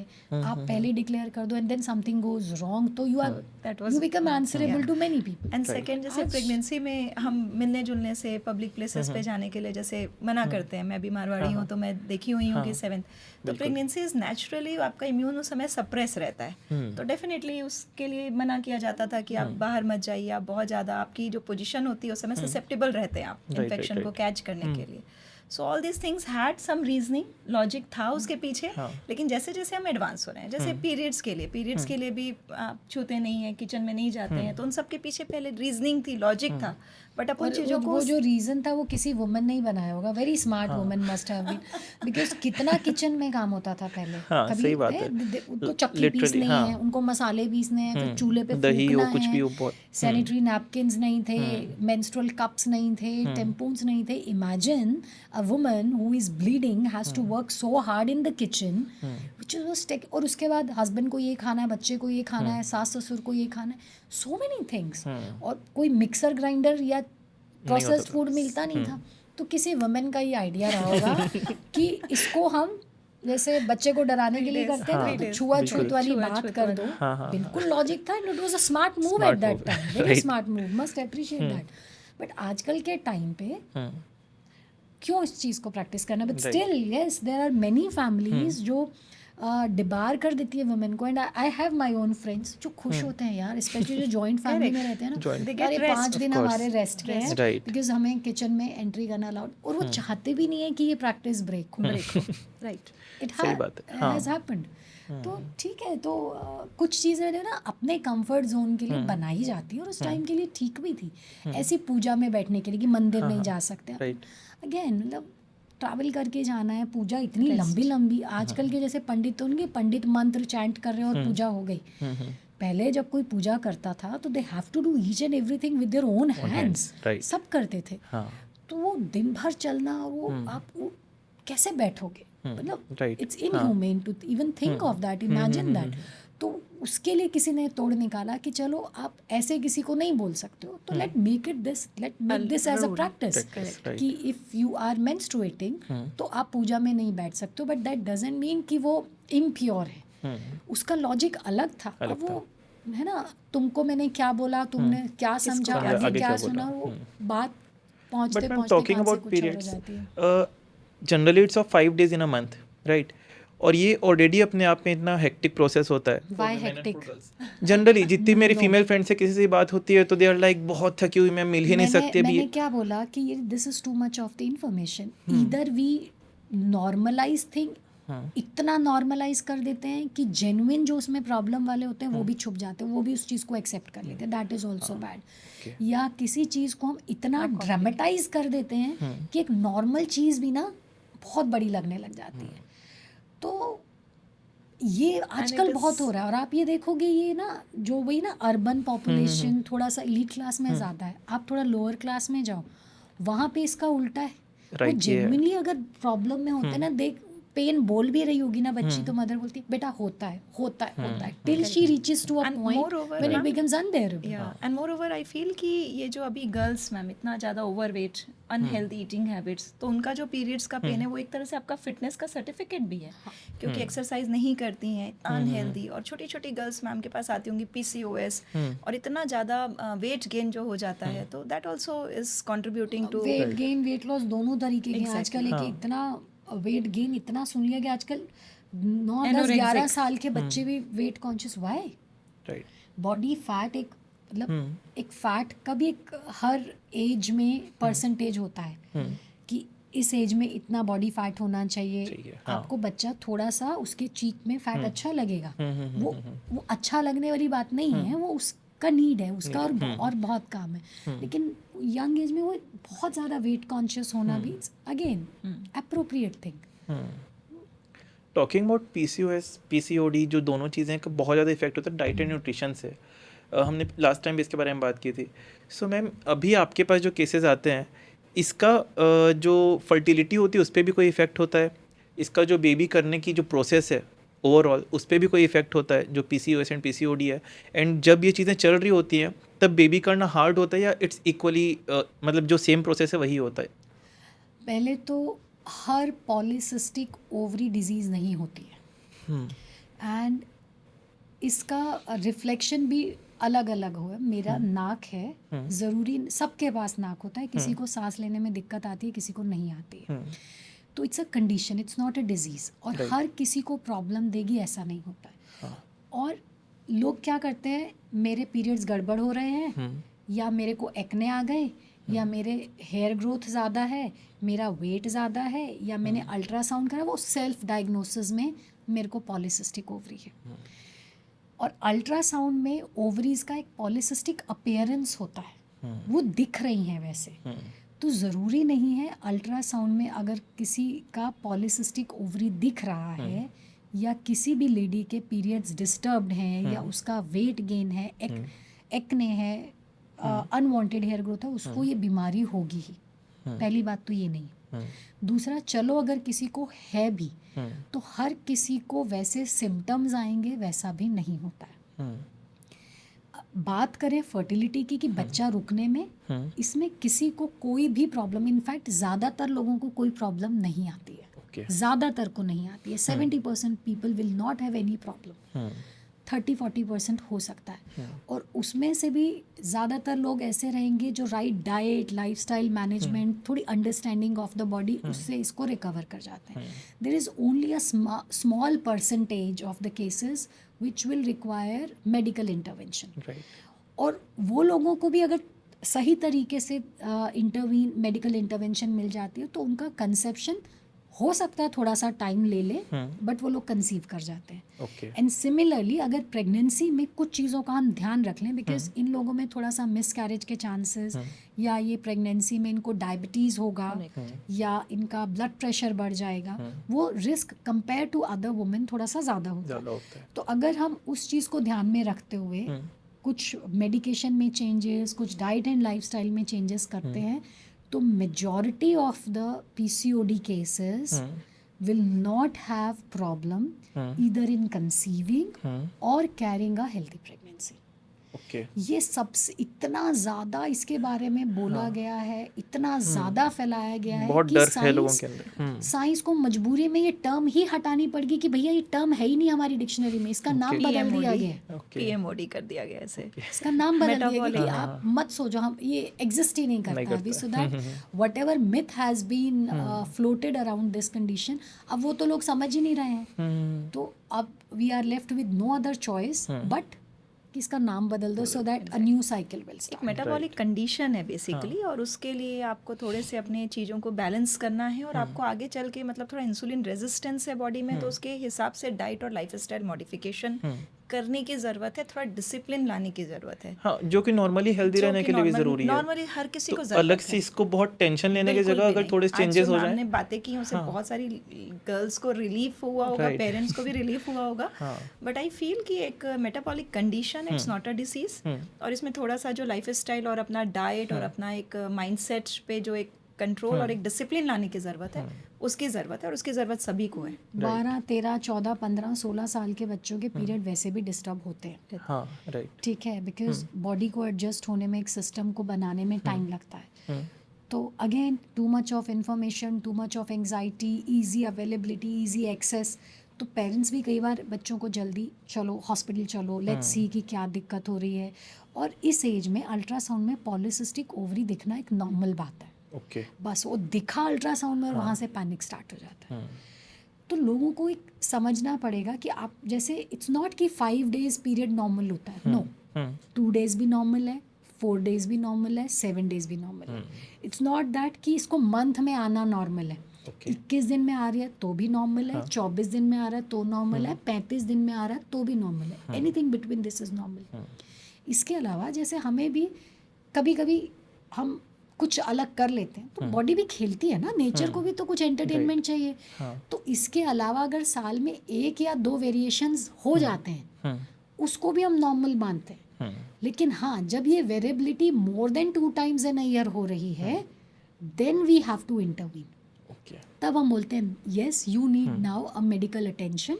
अदरवाइज हर छोटी छोटी चीज़ पे घबराना, वो ये सर्च है, आप सर्च करो कि मेरे पीरियड्स इरेगुलर है तो लिस्ट वही आ जाएगी। आपको PCOD हो सकता है, आपको ओवेरियन सिस्ट हो सकता है, आपको ये हो सकता है, आपको मैम कैंसर भी बता देते हैं। every search will end with cancer and death. It gives you all. Every search will end with that. तो वो वहाँ से फिर ये पैनिक क्रिएट होता है। तो इसीलिए सही लोगों का सही प्लेटफॉर्म पे आकर के बोलना बहुत इम्पोर्टेंट है। That create ma'am awareness. Also अभी ऐसा क्यों हो रहा है कि इतने जो प्रेगनेंसी के केसेस हो रहे हैं ये अभी शायद बढ़ गए हैं, या फिर इसकी नॉलेज बढ़ गई है लोगों को, या फिर सोशल मीडिया बढ़ गया, कम्युनिकेशन ईजी हो गई, इसलिए लोगों को दूसरों को पता चलता है तो पैनिक होता है कि अब तो बहुत ज़्यादा मिसकैरेज हो रहे हैं, ये बहुत ज़्यादा चल रहा है। और दूसरी चीज़ ये रीज़न भी है कि 1 या 2 बच्चों में लोग रुक रहे हैं बिकॉज कि उससे ज़्यादा करने का रिस्क है तो क्यों ही लें।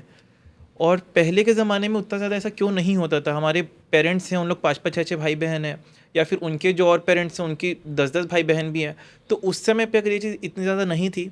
So what is the thing, क्योंकि जनरली हम सुनते हैं कि लाइफस्टाइल चेंजेस से ये चीज़ें हो रही है, उससे जनरली PCOS PCOD पे आती है चीज़, उस पर भी आप बोल रहे हैं कि 70% का नहीं आ सकता है। राइट है। See, it's a mix of many things which are responsible for it. पहला हम एज, एक तो ये है कि सिर्फ चेंजेस फीमेल्स में नहीं आए हैं, इक्वल मेल में भी आए हैं। In fact male infertility is rising, ठीक है, कंपेयर टू फीमेल्स। तो इसका रीज़न बहुत सारे हैं। एज, पहले आप मम्मी से पूछना, फिर अपनी दादी से पूछना कि उनकी शादी किस एज में हुई थी, या उनका पहला बच्चा कब हो गया था। तो one is that with women being career oriented, both men and women being career oriented, और एक thought process में change जो आया है लोगों के, एक committed relationship में, और एक starting a family has become a secondary thing। बहुत सारे लोग डरते भी हैं इससे और late start करते हैं। तो nature तो हमारे हिसाब से नहीं change होती है ना। तो one thing is that. Second, whatever we are eating, be it in the name of healthy food या unhealthy food, उसमें उगने से लेकर कंज्यूम करने तक कुछ ना कुछ प्रोसेसिंग या प्रिजर्वेटिव्स हैं, और उससे हमारे सिस्टम्स में भी स्लो चेंजेस आ रहे हैं। राइट। पहले इतना आज हम लेट ये कर रहे हैं, पहले इस टाइम तक लोग सो जाते थे, सुबह 5 बजे उठते थे। बॉडी को चेंज होने में टाइम लगता है। फिर उसके बाद यू आर वेरी राइट, आज मुझे यहाँ बैठ कर के पता अमेरिका में क्या हो रहा है। पहले मुझे कितना पता होता, मेरे घर में ज़्यादा आस पड़ोस में क्या हो रहा है, मुझे ये नहीं पता कि दूसरे शहर में क्या हो रहा है। लेकिन आज बम अगर ईरान में फूट रहा है, मुझे यहाँ डर लग रहा है कि मेरी मार्केट खराब हो रही है, मैं हमारे यहाँ तो नहीं हो जाएगा। तो वो भी एक फियर फैक्टर भी है।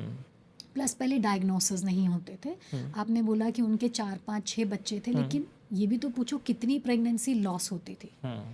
तो आजकल वो परसेंटेज भी कम हो। So it's a mixed bag and बहुत सारी चीज़ें प्ले कर रही हैं। But again it is individual thought process. आजकल लोगों को, किसी को 2-3 बच्चे चाहिए, किसी को 1 भी नहीं चाहिए। बस प्लानिंग आना चाहिए। As we plan our finances, as we plan our career, both boys and girls, I should not say only women, should know how to plan their reproductive life. And more over ma'am, मुझे ऐसा लगता है कि जिस time पे plan करना चाहते हैं उस समय फिर डेस्परेशन आता है और फिर वही परफॉर्मेंस प्रेशर। मतलब पहले तो they don't want, the couple they do not want, and then जब उनको चाहिए तो चाहिए, फिर बड़े इम्पेशेंट होते हैं। लाइक उन्होंने पूरा प्लान किया हुआ है कैलेंडर कि अब मुझे चाहिए, और ये नहीं समझते हैं कि नेचुरल प्रोसेस है जो नेचुरली वो जोमेटो स्विगी के ज़माने से है ना, उनको हर चीज़ इंस्टेंट डिलीवरी चाहिए, क्लिक में चाहिए। तो डॉक्टर्स के ऊपर भी प्रेशर आता है उस केस में, डाइटिशियंस के ऊपर प्रेशर आता है कि अब आप लोग बताइए कि अब कैसे करना है। They come in late 30s early 40s and उसके बाद हर तरीके के। आई केम अक्रॉस अ कपल जो बिल्कुल न्यूली वेड होता है ना, एक स्कूल लवी कपल और अफेयर चल रहा है और बस मेजर होने का इंतज़ार किया, बस मेजर हो जाए और हम लीगली जैसे एलिजिबल हो रहे हैं वो शादी कर ली, और उसके बाद विद इन 6 मंथ लाइक हमें बच्चा नहीं हो रहा है। का तुम खुद बच्चे हो भी। And they came to me, मतलब IVF कर दो, जल्दी चाहिए। This is not a tool to get pregnant. Right. मतलब हर तरीके के। बट जनरली इट्स सेड कि इसके लिए द अर्ली द बेटर, तो ऐसा नहीं है। इतना अर्ली लीगली जो इंडिया में एज है उससे अर्ली में फॉरेन में कभी कभी 2 बच्चे हो चुके होते हैं। तो इंडिया में जो लीगल एज है ऑलरेडी वो बहुत लेट डिसाइडेड है, मेरे को ऐसा लगता है। 18 and 21, अभी शायद दोनों का 21 कर दिया है। ये कैसे लेट हो गया? This is I think the most appropriate age to produce a child. देखो बट अभी भी जहाँ लोग लीगली इस चीज़ में आगे नहीं बढ़ रहे हैं, कुछ सिटीज़, कुछ बहुत छोटे गांव हैं, वहाँ पे 16, 17, 20 या कभी कभी मतलब इंटरनेट पे तो हमको दिखता है कॉम्प्लिकेशंस कितनी। आप देखो ना, अगर हम एक जनरलाइज बात करें, एक तो देखो one size doesn't fit for all, लेकिन जब रूल्स रेगुलेशंस बनाए जाते हैं तो वो मेजॉरिटी को ध्यान में रख करके बनाए जाते हैं। अगर हम ये बात करें कि एक फीमेल बॉडी की हम बात करके देखते हैं, एक एवरेज एज मेंस्ट्रुएशन की क्या है? 11.5-12 साल। लेकिन हाँ, किसी को 9 साल में भी आ सकता है, किसी को 13 में, 16 में, that is a different story. 11.5 साल अगर हम मान के चले एक एवरेज एज है। उसके बाद सिस्टम को सेट होने में 2-3-4 साल लगते हैं, इंटरनली प्रिपेयर होने में, फिजिकली। ठीक है, तो आप वो सिस्टम तो सेट हो जाने का वेट करोगे। जब सिस्टम फिजिकली सेट हो रहा है तो उसको मेंटली भी उसको ट्यून्ड अप होना है। And giving birth to a child is not only about producing and living. उसके बाद फिर एक उसकी पेरेंटिंग की रिस्पॉन्सिबिलिटी भी है। तो आप मुझे ये बताओ, क्या एक 16, 17, 18 साल का लड़की एक बच्चा भी पैदा कर लेगी विदाउट एनी फिजिकल प्रॉब्लम? और चलो उसको कोई फिजिकल प्रॉब्लम नहीं हुई, तो क्या वो मेंटली प्रिपेयर है? नॉट एट ऑल, नहीं है ना। तो जो ये लीगल एज बनाई गई है वो उसका एक प्लेटफॉर्म है, उसका एक रीज़न है। ऐसे ही मेल का है, चलो ठीक है, सेक्सुअल ड्राइव उसमें जल्दी आ जाती है, बिल्कुल राइट। उसकी सेक्सुअल नीड भी जल्दी आ जाती हैं, वो कैपेबल भी हो जा रहे हैं बच्चा पैदा करने के लिए। But are they mentally and financially prepared to take care of a child? Are they? No. So in fact मुझे तो ये लगता है कि इस आजकल के टाइम पे ये 18-19 साल से थोड़ा सा और लेट होना चाहिए, बिकॉज आपको प्रोफेशन में भी सेट होना है, मेंटली प्रिपेयर, क्योंकि आजकल एक बहुत कोकून्ड अपब्रिंगिंग हो रही है, हार्डशिप से नहीं निकलते हैं ये लोग।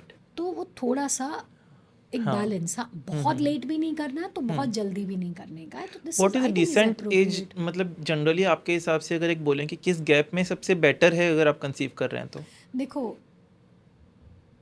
एक रूल सब पे अप्लाई नहीं हो सकता, हाँ, लेकिन right. हाँ एक जनरल सा प्रिंसिपल ये है कि एक अदरवाइज नॉर्मल फीमेल जिसको कोई दिक्कत नहीं है, उसके दिमाग में ये है फॉर एनी रीज़न वो 30 से पहले एक कमिटमेंट या बच्चा पैदा नहीं करना चाहती है, 30 के बाद चाहती है, वो 35 40 45 कुछ भी हो, that's her personal choice.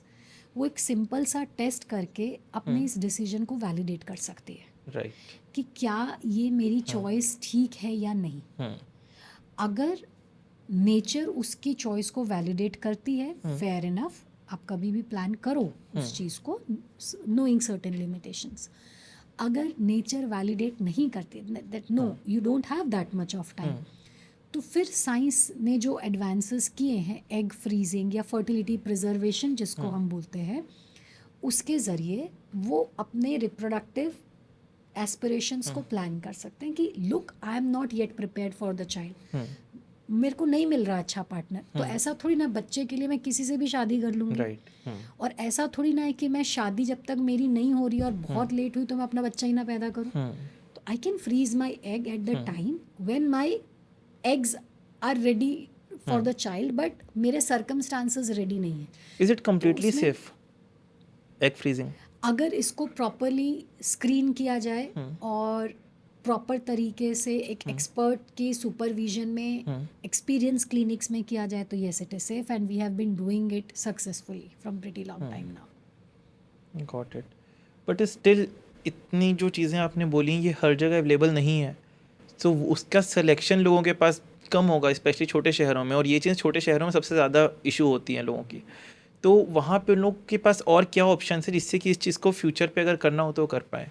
And I guess ये जो आप प्रोसेस बोल रही हैं ये भी एक्सपेंसिव होता होगा। बहुत ज़्यादा एक्सपेंसिव नहीं है, बट ये देखो कितने लोग ऐसे होते हैं जो 30 के बाद डिले करना चाहेंगे, और ज़्यादातर प्रोफेशनल या करियर ओरिएंटेड फीमेल्स रहती हैं, या कुछ ऐसी फीमेल्स जो फॉर सम रीज़न नहीं कर पा रही हैं शादी पर्सनल रीजंस की वजह से, तो वही एक लिमिटेड है। अदरवाइज ज़्यादातर लोगों को मेरी एडवाइस भी ये रहती है, और हमारा सोसाइटियल फॉर्मेशन भी ऐसे है कि विद इन 30 जो है ज़्यादातर लोग एटलीस्ट मैरिज तो कर लेते हैं। हाँ, अब ये नया कल्चर आ गया कि मैरिज करने के बाद वो कपल बोलता है we are not yet prepare to be parents, और वो मुझे टर्म ना बड़ी अजीब लगती है कि यार तुम शादी कर ली हो, 2 साल हो गए, 3 कब प्रिपेयर हो गए, या yet we are in need to understand each other. मतलब इट्स लिटिल मतलब क्या बोलूँ मैं इस चीज़ को, थोड़ा सा ये अजीब भी लगता है यार, कब समझ में आएगा। But also talking about relationships, आप लोग के हेल्थ सेगमेंट से अलग है, बट जनरली आप दोनों कपल से बहुत डील करते हैं, स्पेशली दिस एज कपल। आपके पास मैरिज के पहले भी लोग आते होंगे। When I deal with women, for me it's the couple journey. Yes, right. Those who are coming for planning या कंसीव करके आए हैं, मैं इंडिविजुअली फीमेल से मोस्ट ऑफ द टाइम बात नहीं करती हूँ, उनको बोलती हूँ कि it's a couple journey, so come with your partner, so they are equally involve from the beginning till end. Correct.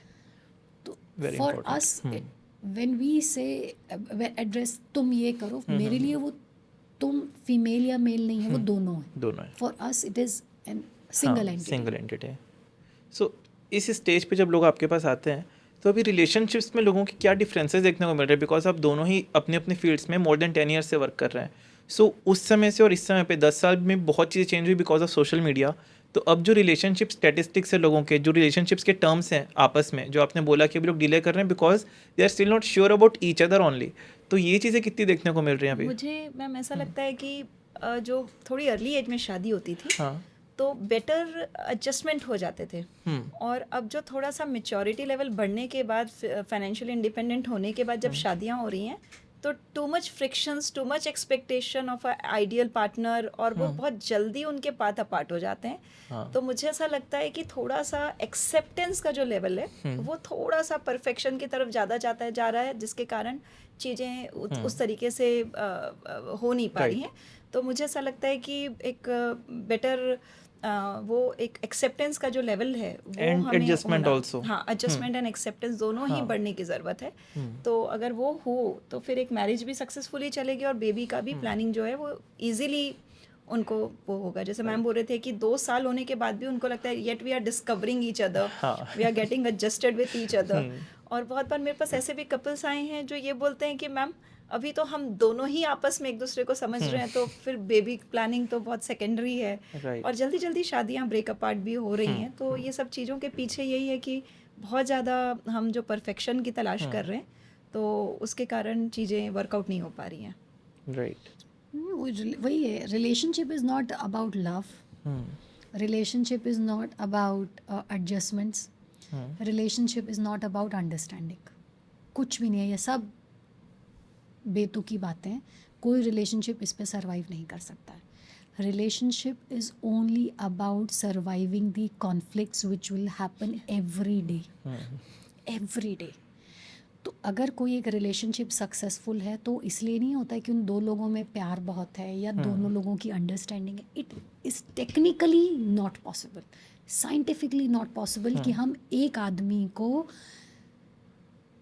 मरते दम तक उसी शिद्दत के साथ में प्यार करें या उसी को उसी शिद्दत के साथ अच्छी बुरी बातों को बर्दाश्त करें। दोनों के लिए पॉसिबल नहीं है। तो it is all about surviving the conflicts, surviving the misunderstanding, the fights. और वो डेली का है, ऐसा कभी नहीं होगा कि आज तुम्हारा मेरा बहुत अच्छा चल रहा है तो 2 दिन बाद भी चलेगा। ये अंडरस्टैंडिंग बस अगर ये आ गई ना कि ऐसा कोई दिन नहीं होगा कि जब हमारे बीच में कोई कन्फ्लिक्ट्स नहीं होंगे, या वो ऐसा करेगा जो बिल्कुल मेरे हिसाब से होगा या मैं हमेशा उसके हिसाब से करूँगा, पॉसिबल ही नहीं है। वो डिफरेंसेस को एक्सेप्ट करके हर दिन अपने रिलेशनशिप को नर्चर करना ही एक सक्सेसफुल रिलेशनशिप का एफर्ट्स इम्पॉर्टेंट वो, है। और मैं बिल्कुल definition अग्री करती हूँ मैम की भी बात से। ये जो रोमांटिसाइजिंग हुई है पूरे कॉन्सेप्ट की, तो बहुत ज़्यादा जो इस तरह के कॉन्सेप्ट के साथ एंटर करती हैं लड़कियां या बॉयज़ भी, तो बहुत जल्दी उनको शॉक लगेगा। तो ये हर दिन नर्चर करने के साथ, हर दिन उनकी एक्सेप्टेंस लेवल और हर दिन जो एक चीज़ है ये चलेगी, तो फिर रिलेशनशिप बेटर चलता रहेगा। Right ma'am, but talking about this, अभी यंग एज पे आपके पास कौन से ऐसे केसेस आते हैं? बहुत लोग ऐसे भी आते होंगे जो रॉन्ग कंसेप्शंस हो गए हैं, तो उनको आप कैसे डील करते हैं जो कि लीगली भी रॉन्ग है? तो उसका प्रोसेस क्या होता है? आप पहले लीगैलिटीज़ में जाते हैं या फिर उनकी हेल्प करते हैं? बिकॉज इस तरीके से बच्चे या फैमिलीज बताना भी नहीं चाहते हैं कहीं भी, बहुत ही सीक्रेट चीज़ हो जाती है वो। तो as a gynaecologist, as a doctor, आप कैसे ट्रीट करते हैं उन चीज़ों को? देखिए, एक तो इंडिया में अभी सेक्स एजुकेशन बहुत लिमिटेड है, और जितनी है वो इनएक्यूरेट ज़्यादा है, गलत चीज़ें लोग ज़्यादा सीख रहे हैं। और हार्मोनल रश, मैंने कहा कि वो तो अपने टाइम पे आ रहा है और उस टाइम पे गलत इन्फॉर्मेशन मिल रही है।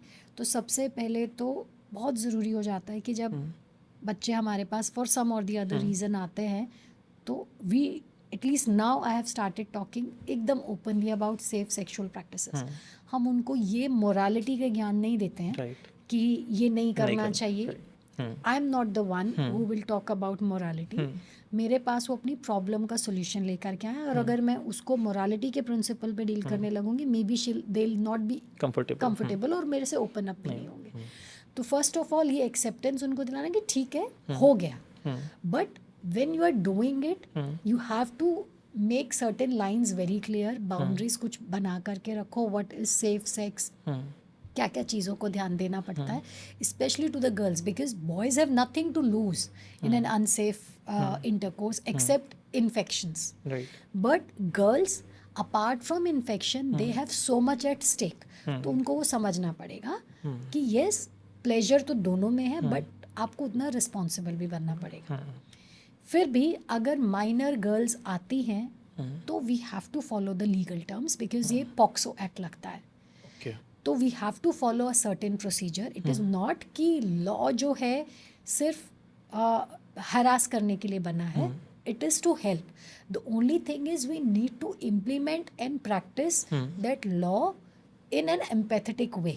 हम उसको बहुत पब्लिसाइज नहीं कर सकते हैं। ऐसे बच्चे की आइडेंटिटी को हमें एक लिमिटेड जगह तक डिस्क्लोज करने का है, और उसको सही रास्ता भी दिखाना है। At the same time we have to legally safeguard our sex.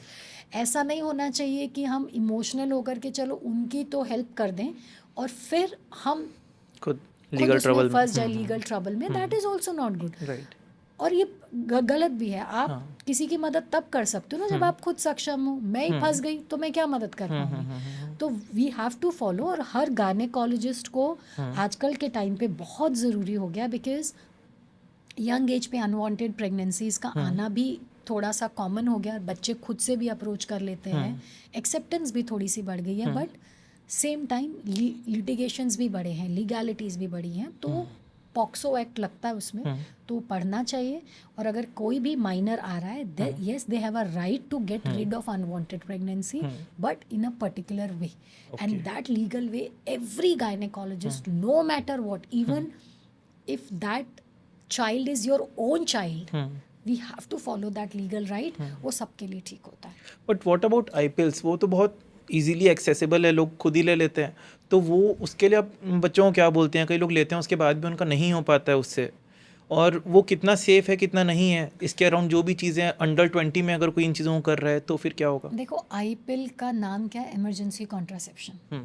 और emergency is the survival mode. इतना तो सब समझते हैं कि इमरजेंसी में आप वही चीज़ें करते हो, भी मरता क्या ना करता वाली बात है। राइट। तो वो कभी भी 100% इफेक्टिव हो ही नहीं सकती। One thing people need to understand this very clearly कि it is an emergency measure. तो आप अगर कोई एक कॉन्ट्रासेप्टिव मेथड रेगुलरली यूज़ कर रहे हो, एंड इट इज़ मैंडेटरी कि अगर आपको अनवांटेड प्रेगनेंसी से बचना है, सेक्सुअली ट्रांसमिटेड इन्फेक्शन से बचना है, और आप अभी एक कमिटेड रिलेशनशिप में नहीं हो, it's better to say no rather than being trapped and being the victim of any these two things. तो आई पिल एक तो वैसे तो ईजिली अवेलेबल नहीं है, but illegally yes it is available. तो वो लोगों को यही समझना है कि आपको अगर सेक्स की नॉलेज है, आपको ये पता है कि आई पिल खाने से होता है, तो उसकी कंप्लीट नॉलेज ले लेना। तो यूज़ अ कॉन्ट्रासेप्टिव मेथड। लेकिन हाँ, अगर वो मेथड हमें फेल होता लग रहा है, तो वंस इन ब्लू मून हम आई पिल को with in 72 hours of unprotected intercourse after discussing with your gynaecologist लेते हैं, तो ये ज़्यादातर केसेस में सेफ रहता है। बट रेगुलरली अगर इसका यूज़ करेंगे तो सूनर और लेटर प्रॉब्लम में फंसेंगे, और वो प्रॉब्लम बहुत बड़ी, कभी कभी लाइफ थ्रेटनिंग भी होती है। ओके। तो वो एक लोगों में अवेयरनेस। 72 आवर्स की विंडो होती है इसकी? यस। सो इस विंडो के अंदर तो जनरली सामने वाले को पता भी नहीं हो सकता है कि वो प्रेग्नेंट है या नहीं है। तो मैंने वही बोला तो ना ये कि तो safe sex practice, safe sexual वही नॉलेज important होना है वो फिर। ज़्यादा ज़रूरी है। और अगर हमें लगता है कि हम कोई प्रोटेक्शन जो यूज़ कर रहे थे टू अवॉइड प्रेगनेंसी, वो प्रोटेक्शन ठीक से काम नहीं कर रही, मे बी किसी ने कॉन्डम यूज़ किया, वो कॉन्डम बर्स्ट हो गया या लीक हो गया, या कोई अनसेफ डेज में इंटरकोर्स हो गया, इजैक्यूलेशन लोग बाहर कर रहे थे बट अंदर हो गया, पिल्स खा रहे थे कॉन्ट्रासेप्शन के लिए, लेकिन वो पिल मिस हो गई थी किसी वजह से 1-2 दिन से। तो इतनी स्मार्टनेस गर्ल्स को लानी पड़ेगी अगर उनको अपनी लाइफ ठीक चाहिए। अगर उतनी स्मार्टनेस नहीं है, then it is always good to say no to an unsafe sex rather than repenting this one day mistake throughout the life. Right. तो वो समझना पड़ेगा लोगों को। बहुत इम्पोर्टेंट है। टाइम एक्चुअली बहुत ज़्यादा हो गया, मेरे पास इतने सारे क्वेश्चंस थे। अभी हम मिड एज तक पहुँचे हैं, बर्थ से लेके मिड एज तक। मेरे को भी यहाँ मिड से जो एक वुमेन की लाइफ में मेनोपॉज का जो टाइम आता है वो भी बहुत डिफिकल्ट होता है। मेरी मम्मी उससे जा रही है, मैं देख रहा हूँ कभी हॉट फ्लैशेज हैं, कभी कुछ हैं, वो डेली लाइफ में कितनी थकी हुई होती हैं, और उनके एनर्जी लेवल्स बहुत कम हो गए कंसिडरिंग जो अभी हम इतने सालों से देखते आए हैं। ऑल्सो बिकॉज ऑफ एजिंग वो हो सकता है, बट इसका भी बहुत बड़ा फैक्टर होता है। तो might be will keep this topic अपने Right. नेक्स्ट पॉडकास्ट हाँ. के लिए, और अगर लोगों को ये इंटरेस्टिंग लगा तो ये बिल्कुल। एक स्पार्क हो सकता है to keep them engaged for the अगले नेक्स्ट पॉडकास्ट का पॉडकास्ट। टीजर मिल जाए लोगों को। So if you are interested तो पिन कमेंट जो वीडियो का होगा, इस पॉडकास्ट का होगा, उसको जितने ज़्यादा लाइक्स मिलेंगे उसके हिसाब से हम प्लान करेंगे नेक्स्ट पॉडकास्ट में हम इस टॉपिक को कितना उठा सकते हैं। टॉकिंग अबाउट दिस पॉडकास्ट, आज का जो एपिसोड था, आप दोनों से मैं जानना चाहूँगा कि how was the experience of it? अच्छा, बहुत अच्छा। न्यू चीज़ें, लोगों को नया समझने का, and all these things keep me alive and young. तो I am always happy and appreciative about these things. Thank you. आप? मैं तो हमेशा एक चीज लाइक करती हूँ जो सब आगे के पॉडकास्ट में है कि कभी भी क्वेश्चन पहले नहीं बताता है, फ्लो पहले नहीं बताता है, so everything is instant and candid, so we like this yes, thank you so much. Same जो चीज़ें मैं सोच के आया था एक्चुअली उससे बहुत अलग हो जाती है, मैं इसीलिए क्वेश्चंस प्लान नहीं करता हूँ, मैं Correct. बहुत नहीं, कम it देख should पाया, मैं लिख always के be रखा था। natural.